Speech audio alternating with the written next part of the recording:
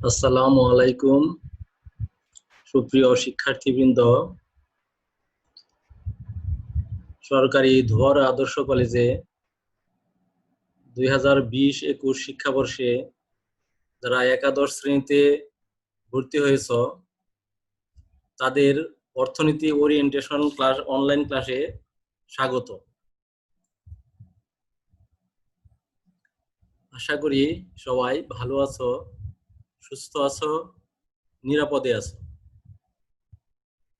আমি আজকের এই ওরিয়েন্টেশন ক্লাসটি কয়েকটি ধাপে ভাগ করে তোমাদের সামনে উপস্থাপন করব। ধাপগুলো কি আমরা আগে দেখে নেই। শিক্ষক পরিচিতি, শুভেচ্ছা বক্তব্য, বই পরিচিতি, অর্থনীতির প্রাথমিক ধারণা। এই ধারণার মাঝে থাকবে উৎপত্তি, অর্থনীতির উৎপত্তি, অর্থনীতির জনক এবং অর্থনীতির সংজ্ঞা। আমরা জাস্ট একটু পরিচিত হব আজকে। আমরা নিজেরা পরিচিত হব এবং বিষয়টার সঙ্গে পরিচিত হব। প্রথমেই আমার পরিচয় দিচ্ছি তোমাদের নিকট। আমি মোহাম্মদ আনোয়ার হোসেন, প্রভাষক, অর্থনীতি বিভাগ। আমার মোবাইল নাম্বার, ইমেল অ্যাড্রেস এখানে দেয়া আছে, তোমরা দেখে নিবে। এবারে আমি তোমাদের উদ্দেশ্যে দুটি কথা বলবো। সুপ্রিয় শিক্ষার্থীবৃন্দ, 2020-21 শিক্ষাবর্ষে যারা সরকারি দোবারা আদর্শ কলেজে একাদশ শ্রেণীতে ভর্তি হয়েছ তাদের সবাইকে আমার আন্তরিক শুভেচ্ছা ও অভিনন্দন। আসলে সারা বিশ্ব আজ করোনা মহামারীতে আক্রান্ত। মানুষের জীবনযাত্রা প্রতিটি ক্ষেত্রেই ব্যাহত হচ্ছে। বিশেষ করে শিক্ষা ব্যবস্থায় দেখা দিয়েছে মহাসংকট। কোভিড-19 এর কারণে সারা বিশ্বের অধিকাংশ শিক্ষা প্রতিষ্ঠান বন্ধ রাখা হয়েছে। আমাদের দেশেও গত 17 মার্চ থেকে সব শিক্ষা প্রতিষ্ঠান বন্ধ রয়েছে। আগামী 31 অক্টোবর পর্যন্ত এই ছুটি বাড়ানো হয়েছে। এই অবস্থায় আপাতত শ্রেণী কক্ষে পাঠদান সম্ভব হচ্ছে না। তাই তোমাদের লেখাপড়ায় অনেক ক্ষতি হচ্ছে। এই ক্ষতি কিছুটা হলেও পুষিয়ে নেওয়ার জন্য শিক্ষা মন্ত্রণালয়ের নির্দেশনা মোতাবেক অনলাইনে ক্লাস নেওয়া হচ্ছে।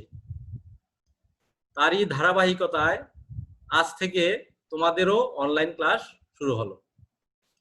আশা করি তোমরা সবাই ক্লাস রুটিন অনুযায়ী অনলাইন ক্লাসে অংশগ্রহণ করবে। অনলাইন ক্লাসে যুক্ত হওয়ার নিয়ম তোমরা হয়তো অনেকেই জানো না। অসুবিধা নেই, তোমরা বর্তমান যুগের ছেলেমেয়েরা সামাজিক যোগাযোগ মাধ্যম বিশেষ করে ফেসবুক ব্যবহার করে অভ্যস্ত। আমি বলে দিচ্ছি কিভাবে ক্লাসে যুক্ত হবে। প্রথমে তোমাদের যাদের ফেসবুক আইডি আছে তারা নিজেদের ফেসবুক আইডিতে লগইন অর্থাৎ প্রবেশ করবে। পরে সরকারি ধোবাউড়া আদর্শ কলেজ অনলাইন লিখে সার্চ দিবে।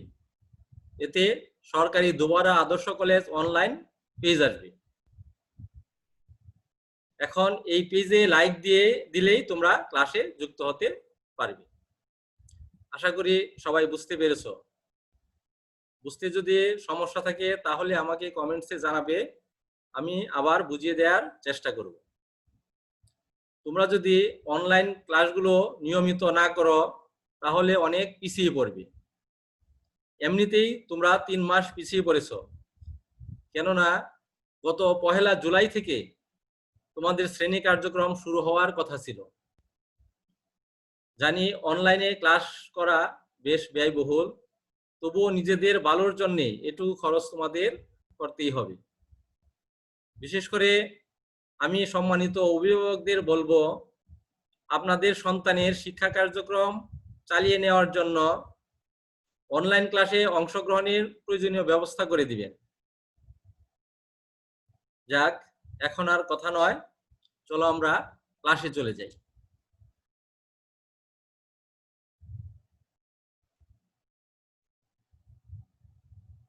ক্লাসের শুরুতেই তোমাদেরকে বই সম্পর্কে কিছু ধারণা দেই, আমরা কি বই পড়ব। তোমরা স্কুলে বই পড়েছ, সেগুলো বই কিন্তু নির্দিষ্ট বা নির্ধারিত বই ছিল, এনসিটিবি কর্তৃক নির্ধারিত, আমরা যাকে বোর্ড বই বলি, সেই বইগুলো তোমরা পড়েছো। উচ্চ মাধ্যমিকে কিন্তু সেরকম নির্ধারিত কোনো বই নেই, তবে এনসিটিবি অনুমোদিত অনেক লেখকের বই আছে। সেই বইগুলো থেকে আমি তোমাদের জন্য দুইটা বই সাজেস্ট করব। একটা বই পড়লে চলে না, কমপক্ষে দুইটা বই পড়তে হয়। আশা করি তোমরা দুইটা বই কিনবে। এখানে আরেকটা কথা বলে রাখি যে উচ্চ মাধ্যমিকে তোমাদের যে বিষয়গুলো তোমরা পড়বে, শুধুমাত্র আইসিটি ব্যতীত অন্যান্য সকল বিষয়ে দুইটি করে পত্র, প্রথম পত্র এবং দ্বিতীয় পত্র। সেই হিসাবে অর্থনীতিও প্রথম পত্র এবং দ্বিতীয় পত্র দুইটি বই আছে। আপাতত তোমরা প্রথম পত্র বইটি কিনো, পরবর্তীতে আমি যখন বলবো তখন তোমরা দ্বিতীয় পত্র বইটিও কিনবে। তাহলে আমরা বইগুলো সম্বন্ধে পরিচিত হই। প্রথম যে বইটি অবশ্যই কিনবে, অর্থনীতি প্রথম পত্র, একাদশ ও দ্বাদশ শ্রেণী। লেখক হচ্ছেন প্রফেসর মোহাম্মদ সোহরাওয়ার্দী এবং দিলারা আরজু। বইটার ছবি তোমরা দেখো, বইটা এরকম। তোমরা কিন্তু 2020 সালে প্রকাশিত বইগুলো কিনবে, পুরাতন বই কিনো না, নতুন বই কিনবে। বইটা আমি তোমাদেরকে আরেকটু আপনাদের দেখাই দিচ্ছি। এই হলো বই। এটার লেখক হচ্ছেন মোহাম্মদ সোহরাওয়ার্দী আর দিলারা আরজু।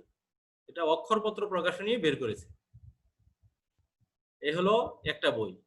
আরেকটা বই তোমাদের জন্য নির্ধারণ করেছি, সেটা হচ্ছে অর্থনীতি প্রথম পত্র, একাদশ দ্বাদশ শ্রেণী। লেখক হচ্ছেন রণজিৎ কুমার নাথ। বইটি দেখো, ছবিও তোমরা দেখতে পারো। এই দুইটা বই তোমাদের কিনতে হবে। যারা একেবারে অপারক তারা 1 নাম্বার বইটা অবশ্যই কিনবে, এবং যারা ভালো লেখাপড়া করতে চাও, ভালো রেজাল্ট করতে চাও, তারা অবশ্যই দুইটা বই কিনবে। আশা করি তোমরা বই সম্পর্কে পরিচিত হতে পেরেছ।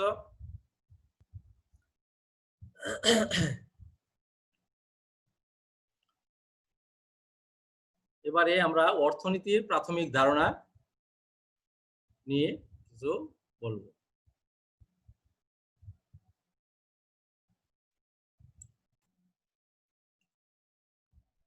তোমরা বলো তো, একটি মানব শিশু যখন ভূমিষ্ঠ হয় তখন প্রথমে কি করে? তখন সে চিৎকার করে, কান্না করে। কেন? সে মাতৃগর্ভে আরাম আয়েশে ছিল, সেখানে তার কোনো অভাব ছিল না। কিন্তু ভূমিষ্ঠ হওয়ার পরই তার বিভিন্ন সমস্যা বা বিভিন্ন অভাব এসে ঘিরে ধরেছে।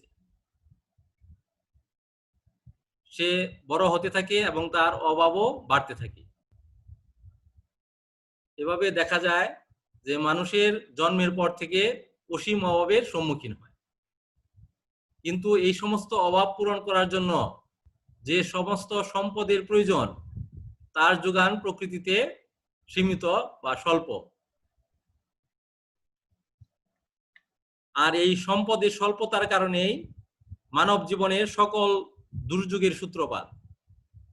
যদি সম্পদের পরিমাণ প্রয়োজনের তুলনায় কম না হতো, যদি চাহিদা মাত্রই সবকিছু পাওয়া যেত, তাহলে অর্থনৈতিক সমস্যা বলে কোনো কিছুর অস্তিত্ব থাকতো না এবং অর্থনীতিরও জন্ম হতো না। তাহলে আমরা কি দেখতে পাচ্ছি? অসীম অভাবের তুলনায় সম্পদের স্বল্পতার কারণেই অর্থনীতির জন্ম। এখন অর্থনীতির উৎপত্তি থেকে আমরা দেখি, গ্রিসে সর্বপ্রথম অর্থনীতির চর্চা শুরু হয়। অর্থনীতির ইংরেজি প্রতিশব্দ ইকোনমিক্স, যা গ্রিক শব্দ ওইকোনমিয়া থেকে এসেছে। ওইকোনমিয়া শব্দটির অর্থ হচ্ছে গার্হস্থ্য পরিচালনা বা গৃহ পরিচালনা। গ্রিক দার্শনিক এরিস্টটল অর্থনীতিকে গৃহ পরিচালনার বিজ্ঞান, অর্থাৎ science of the house hold management হিসেবে অভিহিত করেন। সুতরাং আমরা বলতে পারি উৎপত্তিগত দিক থেকে অর্থনীতি হচ্ছে গার্হস্থ্য ব্যবস্থাপনা সংক্রান্ত বিজ্ঞান, যেখানে পরিবারের বিভিন্ন মৌলিক সমস্যা এবং এসব সমস্যা সমাধানের প্রক্রিয়া বিদ্যমান। এগুলো উৎপত্তি। এখন অর্থনীতির জনক, প্রতিটি বিষয়েরই একজন করে জনক থাকে। জনক কি? জনক মানে পিতা। তাহলে অর্থনীতির জনক কে তোমরা জানো? ওনাকে চিনো তোমরা? উনি হচ্ছেন বিখ্যাত ইংরেজ পণ্ডিত অ্যাডাম স্মিথ। এই অ্যাডাম স্মিথ কি অর্থনীতির জনক বলা হয়। অ্যাডাম স্মিথ তোমরা চিনে রাখো, ছবিটা দেখলে এই জন্য চিনতে পারো যে এটা অ্যাডাম স্মিথ অর্থনীতির জনক। ওনার জন্ম 5 জুন 1723। এটা নিয়ে অবশ্য মতভেদ আছে। কিরকেলডি, স্কটল্যান্ডে তিনি জন্মগ্রহণ করেন। আর ওনার মৃত্যু 17 জুলাই 1790, 67 বছর বয়সে এডিনবার্গ, স্কটল্যান্ডে মৃত্যুবরণ করেন। কারণ ওনাকে কেন অর্থনীতির জনক বলা হয়?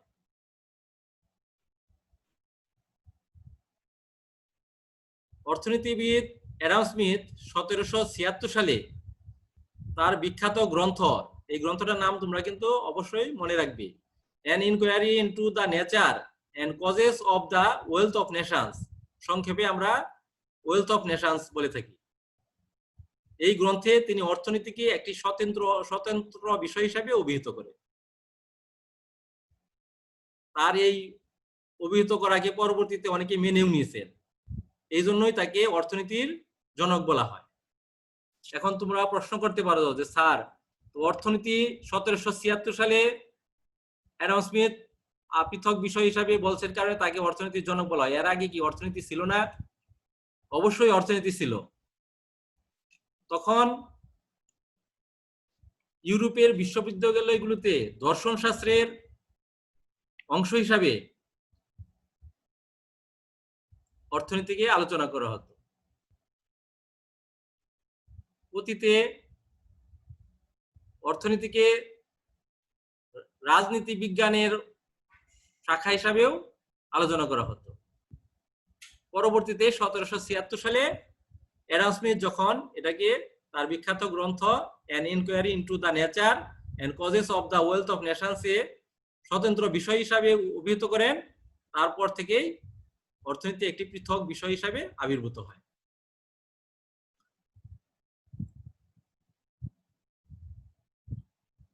এবারে অর্থনীতির সংজ্ঞা।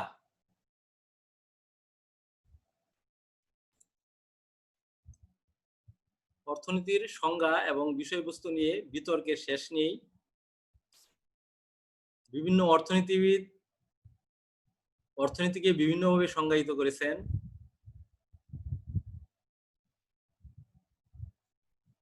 যেমন ক্লাসিক্যাল অর্থনীতিবিদদের প্রধান এবং অর্থনীতির জনক অ্যাডাম স্মিথ বলছেন, অর্থনীতি হচ্ছে এমন একটি বিজ্ঞান যা জাতিসমূহের সম্পদের প্রকৃতি ও কারণ অনুসন্ধান করে। এখানে তোমাদের একটু বুঝিয়ে নেই যে ক্লাসিক্যাল অর্থনীতিবিদদের বা অর্থনৈতিক চিন্তাধারাকে 3টা শ্রেণীতে ভাগ করা হয়। একটা হচ্ছে ক্লাসিক্যাল, নিউ ক্লাসিক্যাল এবং মডার্ন বা আধুনিক। তাহলে ক্লাসিক্যাল অর্থনীতিবিদের প্রধান হচ্ছেন অ্যাডাম স্মিথ এবং তার অনুসারী ছিলেন ডেভিড রিকার্ডো, জন স্টুয়ার্ট মিল। ওনারা অ্যাডাম স্মিথকে সমর্থন করতেন, এজন্য তারাও ক্লাসিক্যাল অর্থনীতিবিদ। তাহলে ক্লাসিক্যাল অর্থনীতিবিদদের মতে অর্থনীতি হচ্ছে সম্পদের বিজ্ঞান। অ্যাডাম স্মিথ কি বলছেন? অর্থনীতি হচ্ছে এমন একটি বিজ্ঞান যা জাতিসমূহের সম্পদের প্রকৃতি ও কারণ অনুসন্ধান করে। এটা হচ্ছে ক্লাসিক্যাল অর্থনীতিবিদদের সংজ্ঞা। নিউ ক্লাসিক্যাল অর্থনীতিবিদরা কি বলছে দেখি। যে নিউ ক্লাসিক্যাল অর্থনীতিবিদ আলফ্রেড মার্শাল সম্পদের চেয়ে, ক্লাসিক্যাল অর্থনীতিবিদরা কি বলছিল যে অর্থনীতি হচ্ছে সম্পদের বিজ্ঞান, কিন্তু মার্শাল বলছেন যে সম্পদের চেয়ে মানব কল্যাণের উপর প্রাধান্য দিয়েছেন তিনি 1890 সালে তার বিখ্যাত গ্রন্থ প্রিন্সিপলস অফ ইকোনমিক্সে বলেন যে অর্থনীতি এমন একটি বিষয় যা মানুষের দৈনন্দিন জীবনের সাধারণ কার্যাবলী নিয়ে আলোচনা করে। তার সংখ্যাটা কি? অর্থনীতি এমন একটি বিষয় যা মানুষের দৈনন্দিন জীবনের সাধারণ কার্যাবলী নিয়ে আলোচনা করে। সাধারণ কার্যাবলী কি? সাধারণ কার্যাবলী বলতে বুঝাইছেন অর্থ আয় ও অর্থ ব্যয় সংক্রান্ত কার্যাবলী। কিভাবে অর্থ আয় করবে এবং কিভাবে তা ব্যয় করবে, এটাই অর্থনীতি আলোচনা করে। এটা হচ্ছে মার্শালের সংজ্ঞা। মার্শাল হচ্ছেন নিউ ক্লাসিক্যাল অর্থনীতিবিদ, তার অনুসারী হচ্ছেন অর্থনীতি ক্যানন, পিগু ওনার।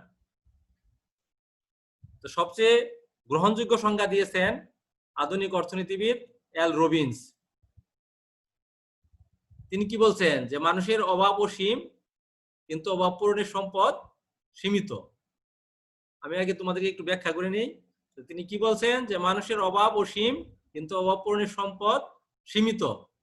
এই সীমিত সম্পদ আবার বিকল্প ব্যবহারযোগ্য। এখন বিকল্প ব্যবহার কি? মনে করো একজনের 5% জমি আছে। এই 5% জমিতে সে ধানও চাষ করতে পারে, পাটও চাষ করতে পারে, কিন্তু দুইটা একসাথে চাষ করতে পারবে না। ধান চাষ করলে পাট চাষ করতে পারবে না, পাট চাষ করলে ধান চাষ করতে পারবে না। এটাই হলো সম্পদের বিকল্প ব্যবহার। তাহলে একই সম্পদের বিকল্প ব্যবহার আছে। এজন্য রবিন্স বলছেন যে অর্থনীতি এমন একটি বিজ্ঞান যা মানুষের অসীম অভাব এবং বিকল্প ব্যবহারযোগ্য সীমিত উপকরণ সমূহের মধ্যে সমন্বয় সাধনকারী কার্যাবলী আলোচনা করে। তোমাদের যদি বলা হয় যে অর্থনীতি কাকে বলে, তোমরা এই সংখ্যাটাই বলবে যে মানুষের অভাব অসীম, নিজের ভাষায় বলতে পারো যে মানুষের অভাব অসীম, কিন্তু অভাব পূরণের সম্পদ সীমিত। এই অসীম অভাব সীমিত সম্পদের মধ্যে কিভাবে সমন্বয় সাধন করা যায় তার যে শাস্ত্রে আলোচনা করা হয় তাকে অর্থনীতি বলে। আর যদি হুবহু এল রবিন্সের সংজ্ঞাটা বলতে চাও, তাহলে উনি এইভাবে বলছেন যে অর্থনীতি এমন একটি বিজ্ঞান যা মানুষের অসীম অভাব এবং বিকল্প ব্যবহারযোগ্য সীমিত উপকরণ সমূহের মধ্যে সমন্বয় সাধনকারী কার্যাবলী আলোচনা করে। তাহলে আধুনিক অর্থনীতিতে আমরা এখানে কাকে বলছি? এল রবিন্স।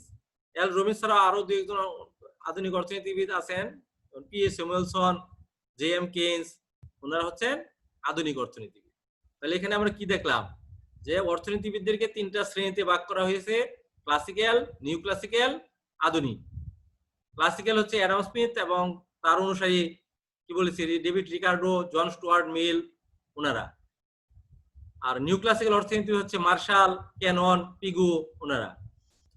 আর আধুনিক অর্থনীতিবিদ হচ্ছেন L Robbins, J M. Keynes, P A. Samuelson ওনারা। তাহলে আজকে আমরা মোটামুটি এইটুকু আলোচনাই করলাম। আজকে আমাদের ওরিয়েন্টেশন ক্লাস, জাস্ট পরিচিতি, আমরা বিষয় সম্পর্কে পরিচিত হলাম এবং নিজেরা পরিচিত হলাম। নিজেরা পরিচয় বলতে আমার পরিচয় তোমাদেরকে দিতে পারলাম, কিন্তু তোমাদের পরিচয় আমি নিতে পারলাম না। তবে সামনে আমি যখন লাইভ ক্লাস নিব তখন তোমাদের সঙ্গে আমিও পরিচিত হতে পারবো।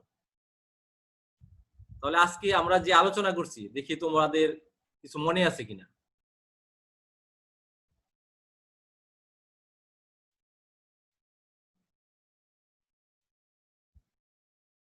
অর্থনীতির ইংরেজি প্রতিশব্দ কি? নিশ্চয়ই মনে আছে। অর্থনীতির ইংরেজি প্রতিশব্দ ইকোনমিক্স। ইকোনমিক্স শব্দটি কোথা থেকে এসেছে? ইকোনমিক্স শব্দটি গ্রিক শব্দ ওইকোনমিয়া থেকে এসেছে। কি মনে আছে না? ওইকোনমিয়া শব্দটির অর্থ কি? ওইকোনমিয়া শব্দটির অর্থ হলো গার্হস্থ্য পরিচালনা বা গৃহ পরিচালনা। কে বলেছিলেন এটা? এটা বলেছেন এরিস্টটল। এরিস্টটল অর্থনীতিকে গার্হস্থ্য পরিচালনা সংক্রান্ত বিজ্ঞান বলে অভিহিত করেছেন। অর্থনীতির জনক কে? নিশ্চয়ই মনে আছে। অর্থনীতির জনক বিখ্যাত ইংরেজ পণ্ডিত অ্যাডাম স্মিথ। কেন তাকে অর্থনীতির জনক বলা হয়? তিনি 1776 সালে তার বিখ্যাত গ্রন্থ an inquiry into the nature and causes of the wealth of এ অর্থনীতিকে একটি পৃথক বিষয় হিসাবে অভিহিত করেন। এজন্য তাকে অর্থনীতির জনক বলা হয়। অ্যাডাম স্মিথের সংজ্ঞাটি কি বলো? অ্যাডাম স্মিথ কি সংজ্ঞা দিয়েছিলেন? অ্যাডাম স্মিথ বলেছিলেন যে অর্থনীতি হচ্ছে এমন একটি বিজ্ঞান যা জাতিসমূহের সম্পদের প্রকৃতি ও কারণ অনুসন্ধান করে। অর্থাৎ তিনি অর্থনীতিকে সম্পদের বিজ্ঞান হিসেবে অভিহিত করছেন। মার্শালের সংজ্ঞাটি কি? মাসের সংখ্যাটি হচ্ছে অর্থনীতি এমন একটি বিজ্ঞান যা মানুষের দৈনন্দিন জীবনে সাধারণ কার্যাবলী আলোচনা করে। এখানে সাধারণ কার্যাবলী বলতে কি বলেছিলাম মনে আছে? সাধারণ কার্যাবলী বলতে অর্থ আয় ও অর্থ ব্যয় সংক্রান্ত কার্যাবলীকে বুঝিয়েছে।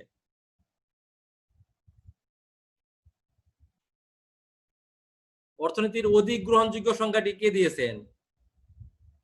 নিশ্চয়ই আমরা শেষে যে সংখ্যাটি বলেছিলাম কোনটি? অর্থনীতির অধিক গ্রহণযোগ্য সংখ্যাটি দিয়েছেন লায়নেল রবিনস। তার সংখ্যাটি কি ছিল?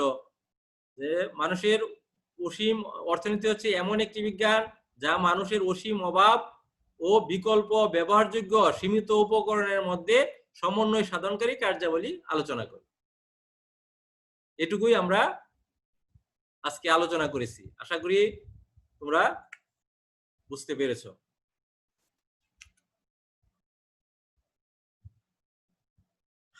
আজ এ পর্যন্তই।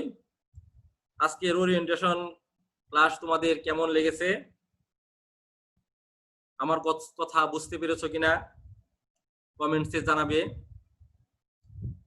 এই করোনাকালীন সময়ে সবাই বাড়িতেই অবস্থান করবে, স্বাস্থ্যবিধি মেনে চলবে। সবাইকে ধন্যবাদ। আল্লাহ হাফেজ।